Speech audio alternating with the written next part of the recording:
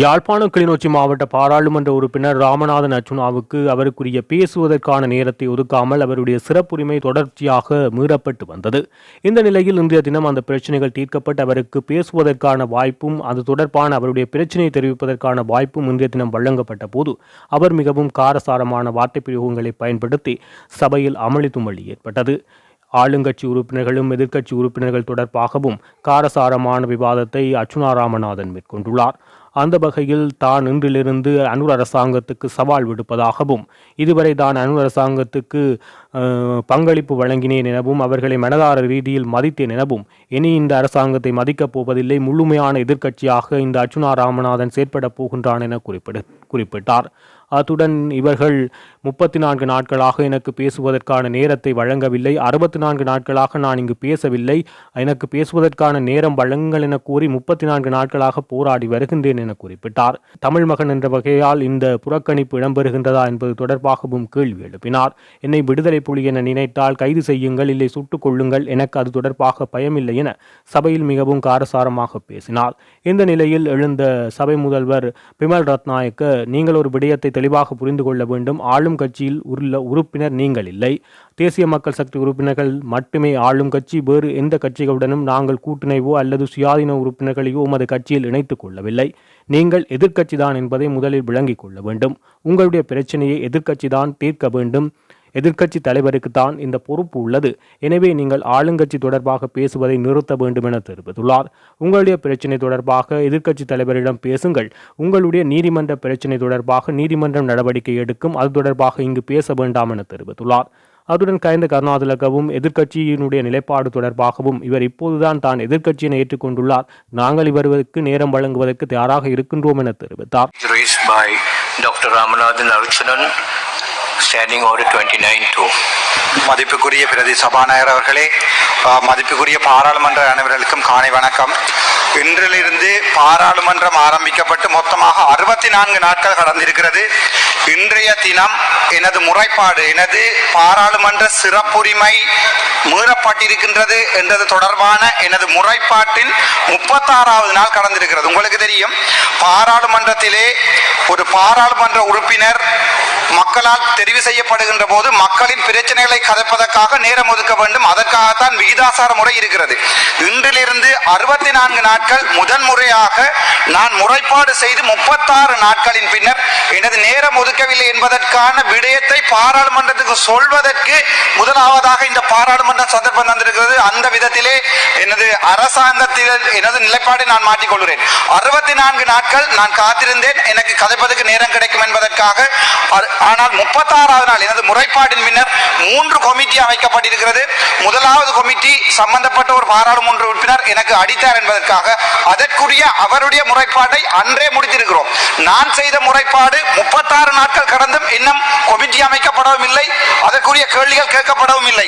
அதன் 3வதாக நான் எனது நேரத்தை ஒதுக்கி தாருங்கள் என்று கேட்டதுக்குரிய அந்த இது கூட மொத்தமாக 64 நாட்கள்.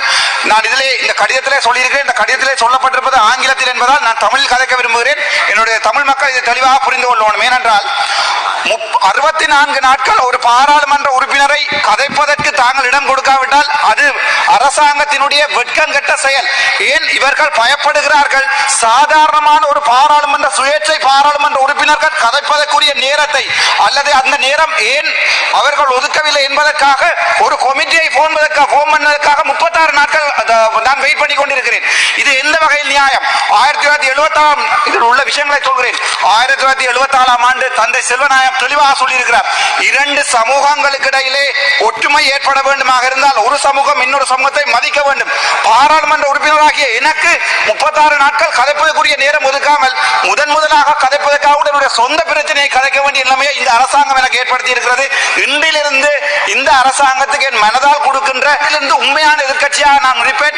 ஆனால் நீங்கள் இன்றிலிருந்து ராமநாதன் அர்ச்சுனாவுடன் நீங்கள் கை நீட்டியதற்கான எனக்கு வழக்குகள் போடப்பட்ட 24 வழக்குகள், ஒரு தனிப்பட்ட வழக்கு கூட நான் வைத்தியராக இருந்தவரை இதுவரை போடப்பட்டதில்லை. 24 வழக்குகள் போடப்பட்டிருக்கிறது.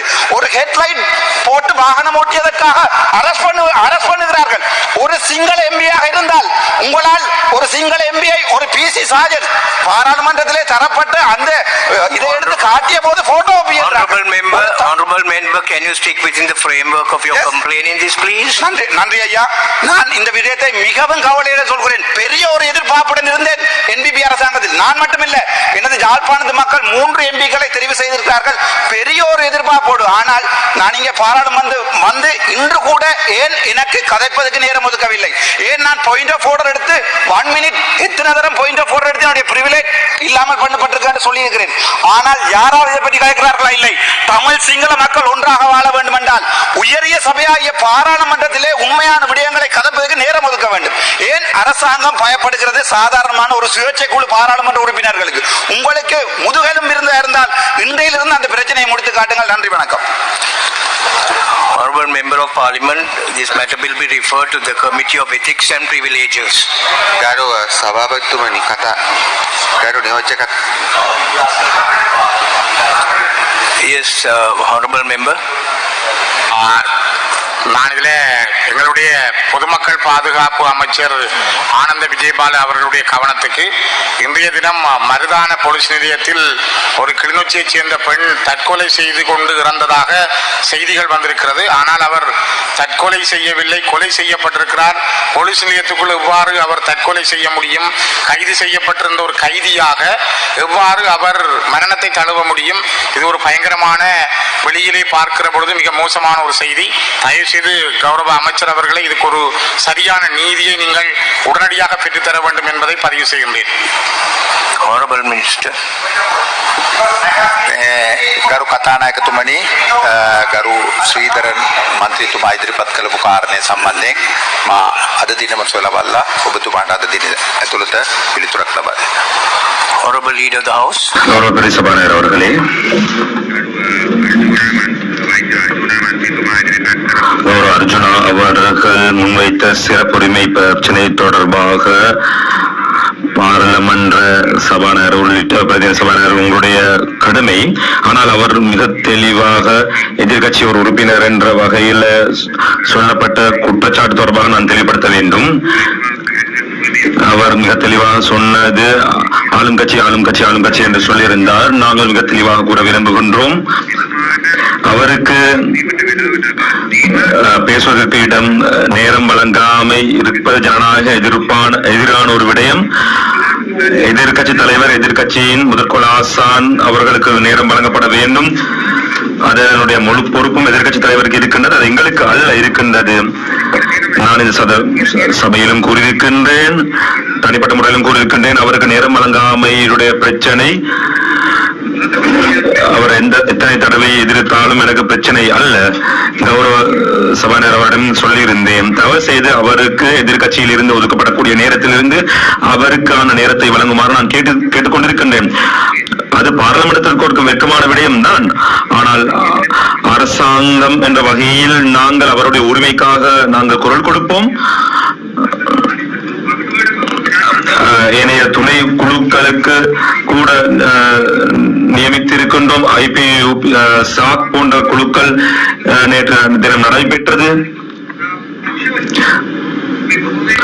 அதிகமான உறுப்பினர்கள் அந்தந்த குழுக்களுக்கு நியமிக்கப்படாமல் இருக்கின்றார்கள். ஒரு சில குழுக்களுக்கு 9 பேர் நியமிக்கப்பட்டிருக்கிறார்கள். ஆனால் ஒரு சில கட்சிகளில் ஒருவர் மாத்திரமே இருக்கின்றார்கள். IPU-விலும் CPU, சாக் போன்றவர்களே இன்னும் வெற்றிடங்கள் கிடந்தன. இவர்கள் மாத்திரம் அல்ல, இந்த மொட்டு கட்சியினுடைய உறுப்பினர்களை நாங்கள் பிரேரித்திருந்தோம். கௌரவ பெரியசபாநாயகர் அவர்களே, எனவே நாங்கள் சொல்ல விரும்புகின்றோம், அவருடைய சிறப்புரிமை தொடர்பான பிரச்சனை உங்களுடைய அலுவலர்களோடு அதிகாரிகளோடு சேர்ந்து நீங்கள் அர்ஜுனா உறுப்பினருடைய பிரச்சனையை தீர்க்க வேண்டும். இல்லவில்லால் இந்த பார்லிமெண்டத்தை நடத்தி செல்வதற்கு ஒரு தடையாக இருக்கும். அவருடைய ஏனைய விடயங்கள் தொடர்பாக அவருக்கு ஒரு வாரண்ட் இருந்ததாக நான் பத்திரிகையிலே ஒரு செய்தியை கண்டிருந்தேன். அதுக்கு அரசாங்கம் தொடர்பு அல்ல. அவர் ஏதாவது குற்றம் செய்தால் அதனை சட்ட ரீதியாக நடவடிக்கை எடுப்பார்கள். அவரை கைது செய்ய இருந்தால் அதனை சபாநாயகர் அவர்களுக்கு அறிவித்துதான் செய்ய வேண்டும். கௌரவ உறுப்பினர்களுக்கு சிங்களம் தமிழ் ஒரு பிரச்சனை அல்ல. நாங்கள் தேசிய ஒருமைப்பாட்டோடு இருந்து நாங்கள் வேலை செய்ய விரும்புகின்றோம். எங்களை அதற்காக வேண்டி விமர்சிக்க வேண்டாம். எந்த சந்தர்ப்பத்திலும் எங்களுக்கு அதில் விமர்சிக்க முடியாது. உங்களுடைய அறிக்கையை நான் கண்டதன் பின்னர் சபாநாயகர் செயலாளர் என்பது அதனை நான் கொண்டு வந்து பார்த்தேன். நான் தயாராக இருக்கின்றேன். நீங்கள் கேட்டால் சில வேளை புதிய உறுப்பினர் என்ற வகையில் நீங்கள் அறியாமல் இருக்கலாம். நீங்கள் செய்த குற்றம் குற்றமாக இருக்கலாம். ஆனாலும் நீங்கள் ஒரு உறுப்பினர். எனவே உங்களை கைது செய்வதற்கு முன்னால் சபாநாயகருக்கு அறிவுறுத்த வேண்டும். அதனையும் நாங்கள் தயாரித்து வைத்திருக்கின்றோம். தயவு செய்து நான் சொல்ல விரும்புகின்றேன், அரசாங்கம் என்ற வகையில் நாங்கள் எங்களுடைய அதாபம் உங்களுக்கு இருக்கின்றது. கௌரவ சபாநாயகர்களே, தயவு செய்து இவர்களுடைய பேச விவாதிக்கும் உரிமையை இன்றைய நாளைக்குள்ளால் அவருக்கு வழங்குமாறு நாங்கள் கேட்டுக்கொள்கின்றோம். ஏனைய விடயங்களை அவர் நீதிமன்றங்கள் மூலமாக தீர்த்துக் கொள்வார்.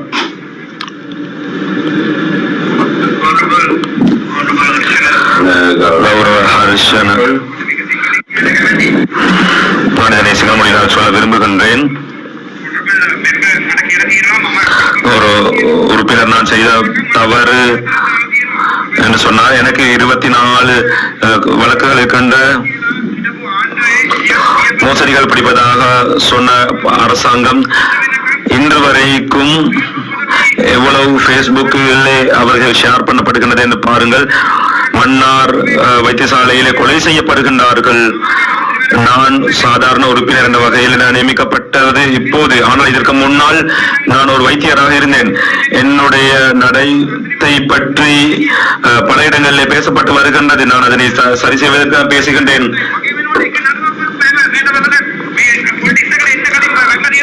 நான் அரசியலுக்கு வருவதற்கு முன்னால் ஏதாவது ஒரு வழக்கு என் மீது இருக்கின்றது என்று பாருங்கள். இவருக்கும் நான் ஒரு கடிதம் எழுதி கொடுத்திருக்கின்றேன். முதல்வர் என்ற வகையிலே நான் ஒரு கடிதம் எழுதியிருக்கின்றேன். அவருக்கும் அது நான் என்னை விடுதலை புலிகளை சேர்ந்த ஒருவராக இருந்தால் என்னை கைது செய்யுங்கள் அல்லது என்னை கொலை செய்யுங்கள். எத்தனை கொலைகள் செய்திருக்கின்றார்கள். முள்ளிவாய்க்காலில் எத்தனை பேர் கொலை செய்திருக்கின்றார்கள்.